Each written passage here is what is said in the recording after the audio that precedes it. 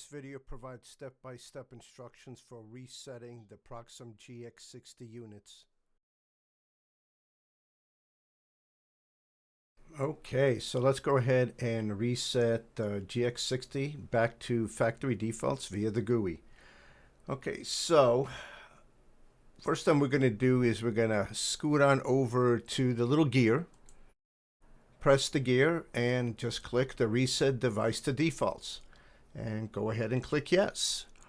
By doing so, that's going to reset it back to the IP address of 169.254.128.132 with the username of admin and password of public. Okay, one thing I need to cover is for the ability to physically disable or enable the reset button that's located in the back of the radio. So by default, it is enabled. Okay, so configuration,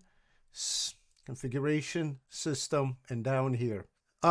You can disable it, but if something happens, then you're really stuck. So we highly recommended that you just leave it alone. But I just want to let you know that, again, it is there for emergencies. Okay, so let's go ahead and cover how to reset the GX60 via the reload button that is located on the back of the radio. Okay, so as you can see here, we have a picture of the back of the radio. Right over here, you can see a screw. It's a Phillips. Go ahead and screw that. There's a tiny little button. Paper clip will do. Go ahead and push that in for 20 seconds, and that's going to go ahead and reset it back to factory defaults. As before, IP address is 169.254.128.132 with the username of admin and the password of public. You could contact technical support at any time.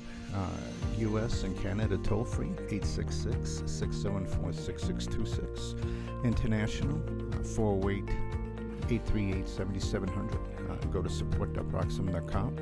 Be able to find all these videos and look for downloads and other information.